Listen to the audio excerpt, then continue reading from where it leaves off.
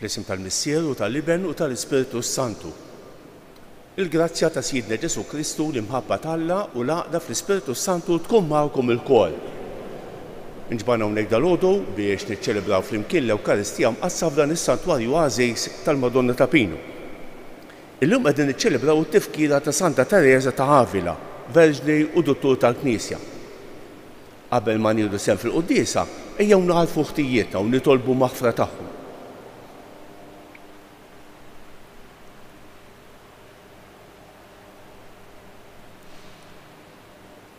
Se nofru dan is-sagrifiċċju tal-quddiesa skont intenzjoni ta' waħda persuna bħala ringrazzjament lil Madonna. Ma' din l-intenzjoni naqdu l-intenzjonijiet tagħna, dawk li qalulna biex nitolbu għalihom jew wednihom it-talb tagħna, dawk li ipoġġu ruħhom f'idejn il-Madonna ta' Pinu. Ngħidu flimkien nisqal Alla li jista' kollox u lilkom ħuti li jien għadnibt ħafna bil-ħsieb, bil-kliem, bil-email, billi ħallejt merijieti. Ħtija tiegħi bl-ikbar ħtija tiegħi. Għalhekk nitlob lill-Imqazza Marija dejjem Verġni, lill-Anġli u l-Qaddisin kollha u lilkom ħuti biex titolbu għalija lil Mulej Alla tagħna. Iħenna rina Alla li jista' kollox, jaħfrilna d-dubjietna u jwassalna għal ħajja ta' dejjem. Mulej ħniena, Kristu ħniena, Mulej ħniena, nitolbu. U Alla inti għanqalt lil Santa Teresa ta' Avila bl-Ispiritu Qaddis tiegħek biex hija turi lill-Knisja t-triq tal-perfezzjoni. Għamel li fil-ħobs tat-tagħlim tagħha tas-sema insibu dejjem l-ikel spiritwali tagħna biex nitħeġġu bix-xewqa ta' qdusija tas-sew. Bibnek Ġesu Kristu siedna li hu Alla u miegħek jgħix u jsaltan flimkien mal-Ispiritu Santu għal dejjem ta' dejjem.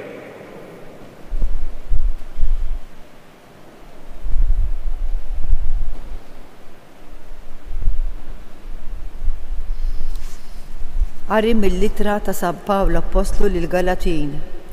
Ħuti, Kristu ħellisna biex ngħixu ta' nies ħielsa. Żommu sħiħ u terġgħux tmiddu għonqhom għal madmat tal-jasar. Araw, jiena Pawlu qiegħed ngħidilkom jekk toqgħodu għaċ-ċirkostanzi xejn ma jkun jiswilkom Kristu. Jiena nistqar għal darba oħra quddiem kull min qata ċirkostanzi li hu marbut għal ħarsien tal-liġi kollha. Intom li tfittxu l-ġustifikazzjoni fil-liġi, intom maqtuwa minn Kristu, intom twarrabtu mill-grazzja. Imma aħna it-tama tal-ġustifikazzjoni nistennewha bl-Ispirtu permezz tal-fidi. Għaliex fi Kristu Ġesu biċ-ċirkonċiżjoni jew mingħajrha xejn ma jkun jiswaħlif biss il-fidi li taħdem permezz tal-imħabba, il-kelma tal-Mulej. San responsorjali ngħidu flimkien ħatinżel fuq it-tjubitek Mulej. Ħatinżel fuq it-tjubitek Mulej u s-salvazzjoni tiegħek skont il-weda tiegħek. Tneħħi qatt minn fommi kliem is-sewwa għax jiena fid-digriti tiegħek nittama. Inħares il-liġi tiegħek għal dejjem u għal dejjem ta' dejjem u nkun bla xkil fil-mixi tiegħi għax jiena infittex il-preċetti tiegħek flimkien. Nitaxxaq bil-kmandamenti tiegħek li jiena ħabbejt, nerfa' jdejja lejn il-kmandamenti tiegħek u naħseb fuq il-preċetti tiegħek flimkien. Inqumu bil-wifqa.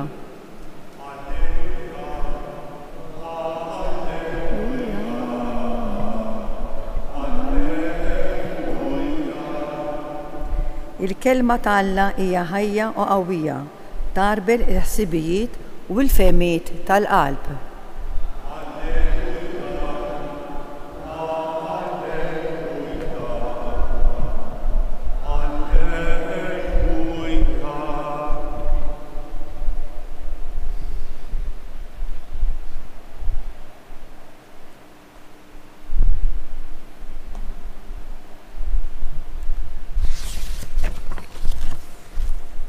Il-Mulej magħkom. Qari mill-Evanġelju skont San Luqa.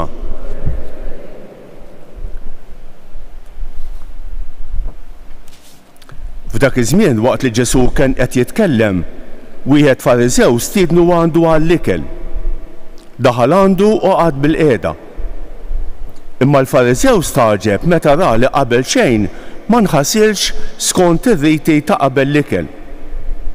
U l-mulej qallu: u issa intom il-Fariżej, intom tnatfu t-tazza u l-platt minn barra, iżda minn ġewwa intom mimlija bis-ser u l-ħażen. Kemm intom bla moħħ? Min għamel in-naħa ta' barra ma għamilx ukoll in-naħa ta' ġewwa.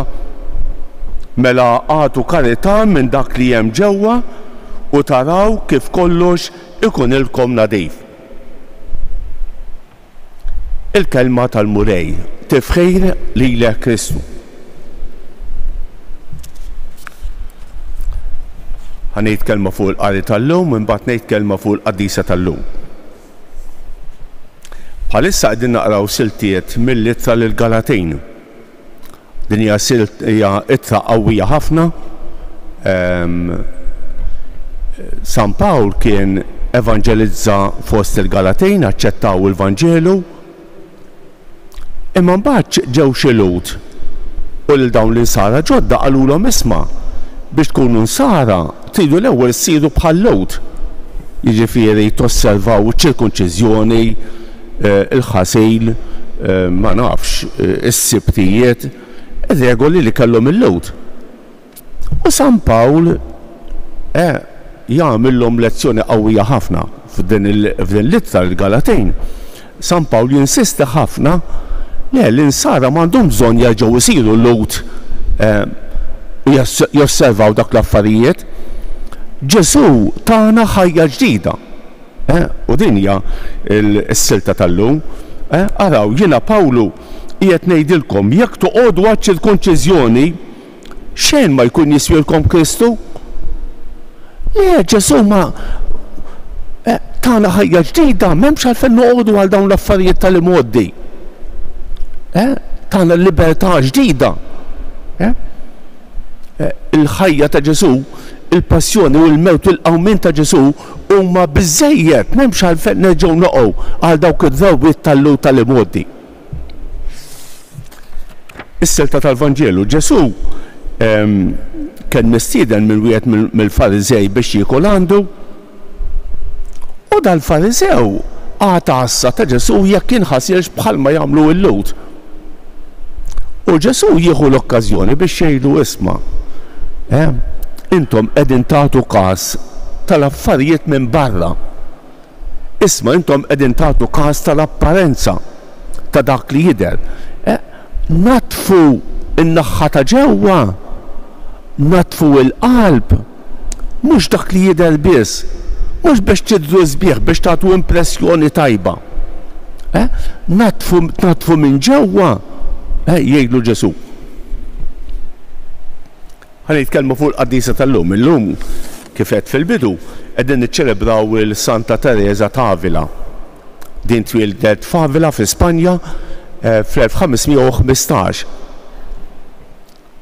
Kienet taqra ħafna, kellha karattru tal-ġenn. Kienet ferreħija, titbissem, tiċċajta. Imma kienet serja ukoll. Meta kellha 7 snin kienet taqra ħafna fuq il-qaddisejn. Meta kellha 7 snin ħarbet u huwa mid-dar. Għax riedu imutu martri. Imnalla ltaqa' magħhom tzijuhom u reġġaħhom lura lejn id-dar. Meta kellha 12 sena tilfet lill-omma. Kienet tistudja ħafna, kienet taqra ħafna. Imbagħad kibret ftit ieħor kienet taqra ħafna mis-Santi Padri, il-missirijiet tal-Knisja. U taf il-vokazzjoni tagħha li San Ġerolmu. U daħlet fil-Karmelu, l-ewwel missiera ta' Faħant l-Agostinjani, imbagħad mardet, imbagħad ħajret tidħol mal-Karmelitani. Ejja. Fi żmienha l-Ordi Karmelitan kien il-laxka ħafna. U dejn Santa Teresa riedet iż-żomm ftit irriedni bdiet tgħix hija stess ħajja riġida tal-bidu bħalma kienu fil-bidu il-Karmelitani, imbagħad laħqet superjura u ġabet ir-riforma fl-Ordni Karmelitan b'għajnuna ta' San Ġwan tas-Salib u San Pietru Alcantara, żewġ qaddisin kbar, u l-isfewlhom dbatija kbira. San Ġwan tas-Salib saħansitra kien arrestat, kien mitfuq il-ħabs. Tajjeb, ħallitilna kidbiet kbar fosthom kastell interjuri, l-autobiografija, ħafna ittri. Il-handwriting tagħha kienet pittera. Kienet kapaċi titkellem ma' l-aqwa kbarat ta' Spanja u ma' tfal iż-żgħar. Kellha karattru tal-ġenn. Ħadmet ħafna. Biżżejjed ngħidilkom li waqfet 17 il-monasteru għas-Sorijiet u 15 il-monasteru għall-Patrijiet. Mhix ċajta. Kienet mara li tiswa. Ma nafx daqs kemm nisa. Imma kultant ikun hemm waħda tiswa daqs ma nafx kemm. Mietet fl-4 Ottubru tal-1582. Ftit wara saret qaddisa u il-Papa Pawlu VI fl-1970 ħatara duttur tal-Knisja. L-kitbiet tagħha għandhom it-toma tal-ispiritwalità ta' San Grigorju l-Kbir u ta' Sant Wistin. Għalhekk ħatara duttur tal-Knisja. Santa Teresa ta' Avila hija qaddisa kbira u turina il-ħajja spiritwali. Tgħid dejn ħanet nispiċċa b'dejn. Tgħid il-ħajja spiritwali hija biss risposta għat nebbieħ tal-Ispiritu Santu bħal meta jkollok xitla ħawwilta fil-Magħmudija, żrajta fil-Magħmudija u l-Ispiritu Santu ikabbara. U aħna niskopru dan it-nebbieħ tal-Ispiritu Santu biex nikbru fl-ispiritwalità tagħna. Tolbu lill-qaddisa biex tallimna it-triq vera tal-ħajja spiritwali.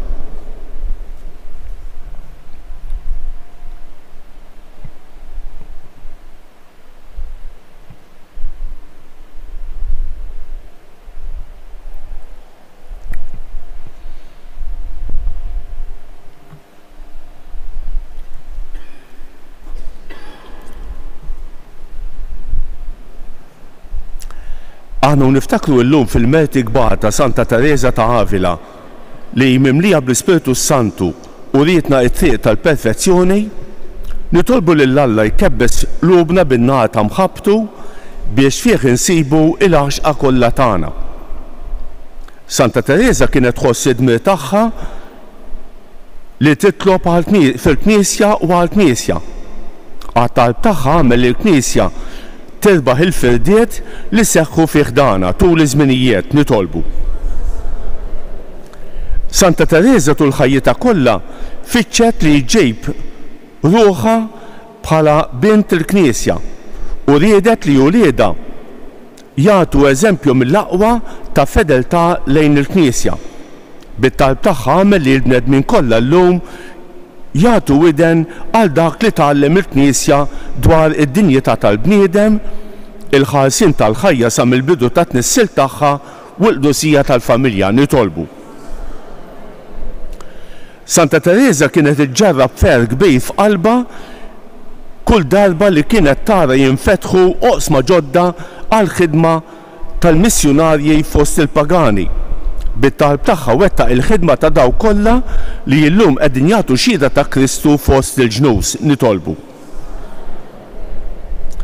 Santa Teresa wara ħajja kollha ħeġġa ta' mħabba għalik u għall-Knisja tiegħek ittajret lejn is-sema. Għat-talb imħeġġeġ tagħha għamel li ħutna mejtin kollha jaslu fis-sema magħha u jgawduk għal dejjem nitolbu. Santa Teresa wrietna x'inhi verament ħajja ta' talb u ta' kontemplazzjoni.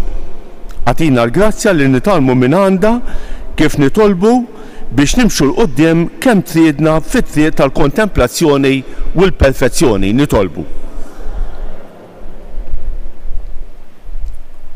Nitolbuk Mulej għalina l-koll li ġejna din l-Ewkaristija, għatina li nżommu l-kelma tiegħek f'qalbna u nimitaw tant qaddisin kbar bħal Santa Teresa ta' Avila. Nitolbuk Mulej għal daw kollha li għalunna biex nitolbu għalihom. Xi ħadd qal li qiegħed l-isptar qed jagħmel xi testijiet, xi ħadd qed jagħmel xi operazzjonijiet, xi ħadd marit. Nitolbu għal dawn kollha, nitolbu għal dawn kollha li għaddejjin minn momenti diffiċli fil-ħajja biex ma jaqtgħux qalbhom minn ma jafdaw fik. Nitolbuk Mulej għal dawn kollha li se niltaqgħu magħhom illum. Inti taf min huma u inti taf il-ħtiġijiet tagħhom. Għatjhom dak kollu li jaħtieġu fir-ruħ u fil-ġisem. Nitolbuk Mulej tagħtina xita fejjieda f'waqta ħalli jartna ma ċaħħadniex mill-frott tagħha.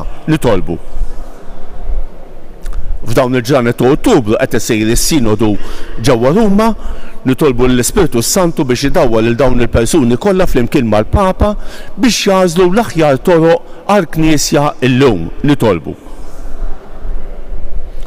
Mulej Alla tagħna, inti bagħt l-anġlu tiegħek biex jinfet qalb Santa Teresa bil-vleġeġ ta' mħabbtek, ħalli titkebbes b'nirien imħeġġu ta' mħabba għalik. Kebbes qlubna bin-nar ta' mħabbtek biex neqirdu minna dak kollu li ma joġobx lilek u nkunu bħal Santa Teresa vittmi ta' imħabba għalik. Bi Kristus jedna.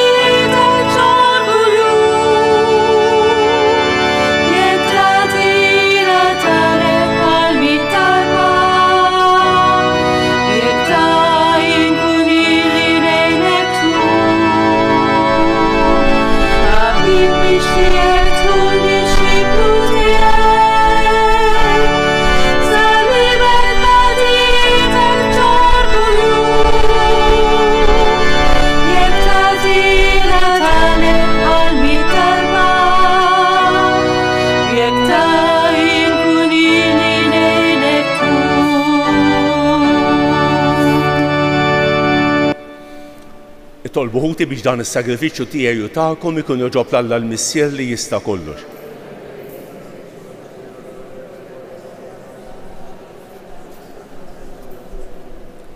Ilqamu lejn l-offerta li qegħdin nagħmlulek biex bija noġbu lill-kobor tiegħek kif oġbitek Santa Teresa ta' Avila bil-qima li tagħtek fir-rabta ta' qalba miegħek.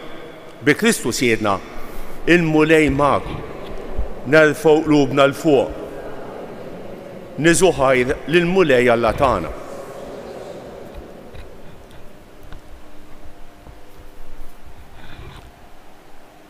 Tassew sewwew xieraq dmir tagħna wajn ta' salvazzjoni. Li nfaħruk u dejjem irroddulek ħajr Alla ta' dejjem li tista' kollox. Kristu l-Mulej ried li l-Knisja tiegħu tkun melħ tal-art dawl tad-dinja u belt imqiegħda fuq għolja sabiex permezz tagħha kulħadd jasal li jara fil-verità u jikseb is-salvazzjoni.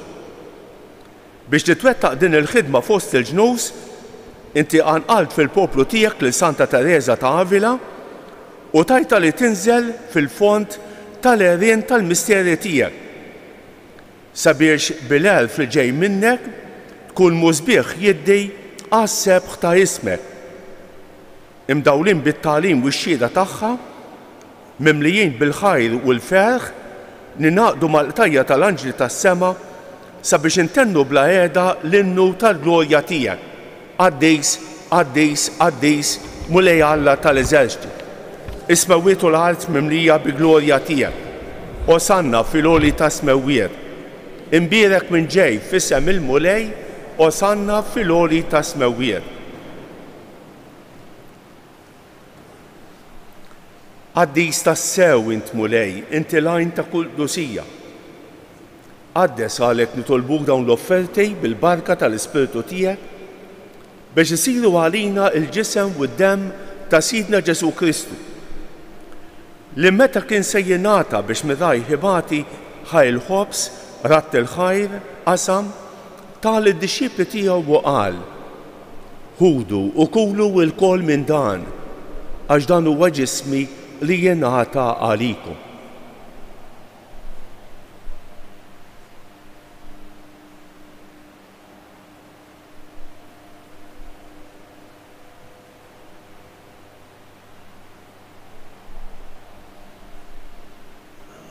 Ekk ukoll wara li klaħaj il-kalċi reġa' ratt il-ħajr tal id-dixxipli tiegħu u qal: ħudu u xorbu minnu l-kol, għax dan huwa l-kalċi ta' demmi tal-patt il-ġdid li jibqa' għal dejjem.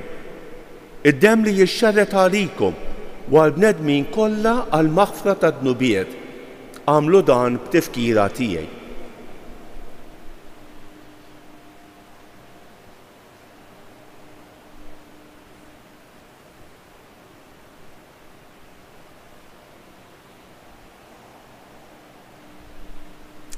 Dan hu l-misteru tal-fidi, inħabbru l-mewt tiegħek mulej.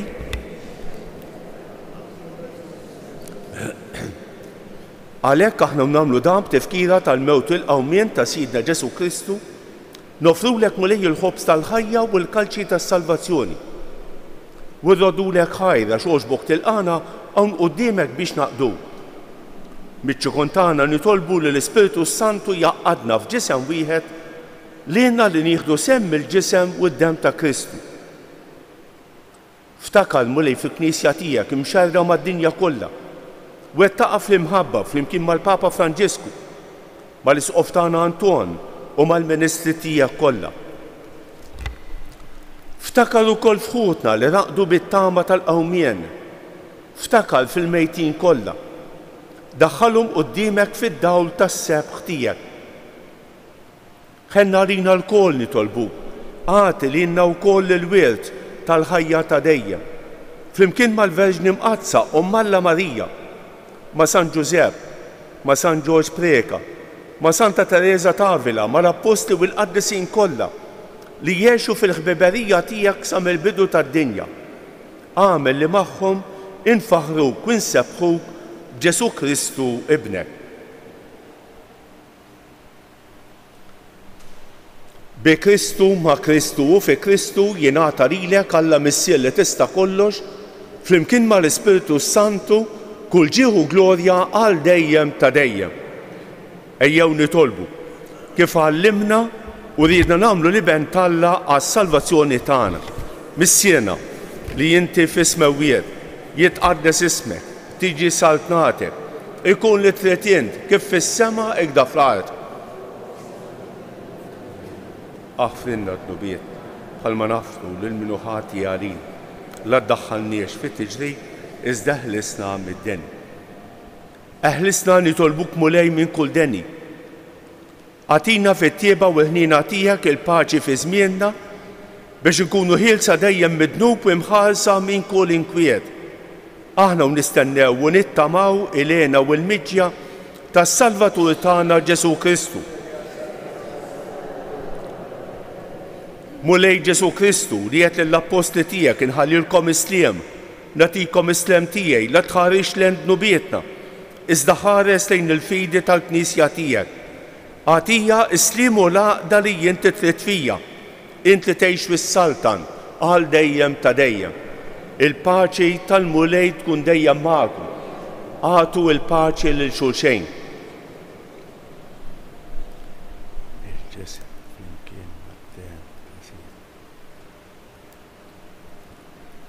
ħaruf talla li tneħħi d-nubiet tad-dinja ħennarina.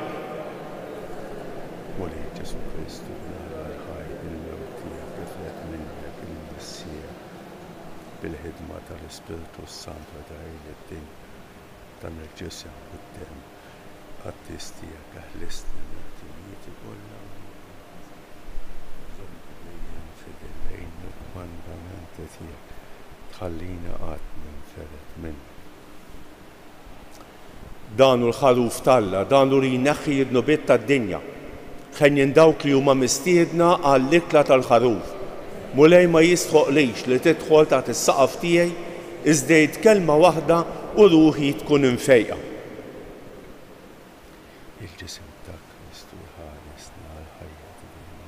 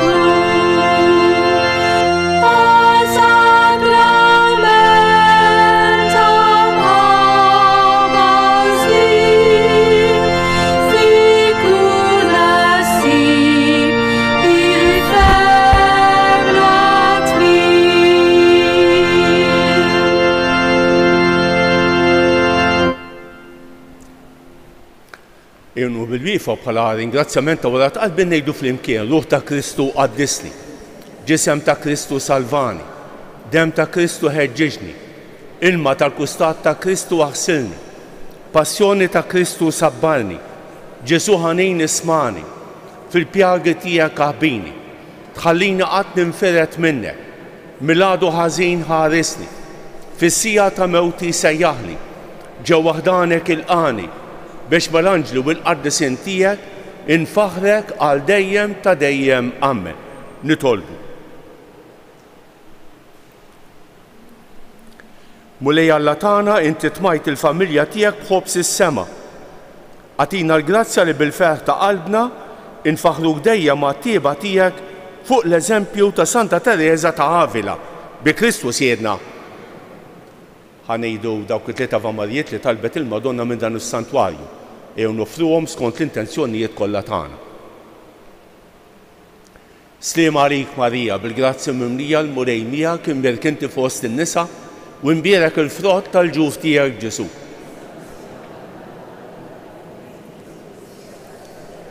Sliem għalik Marija, bil-grazzi mimlija l-murej miegħek imbierkinti fost in-nisa imbierek il-frott tal-ġuf tiegħek Ġesu.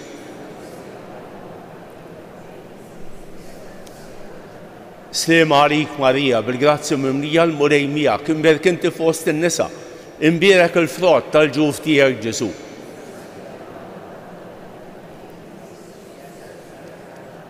Madonna ta' Pinu, Sultana tal-Familja, ħarstek fuqna dejjem żomm, il-murej magħkom. Iberikkom Alla li jista' kollox il-Missier u l-Iben u l-Ispiritu Santu. Morru fil-paċi ta' Kristu. Il-ġurnata tajba lil kulħadd.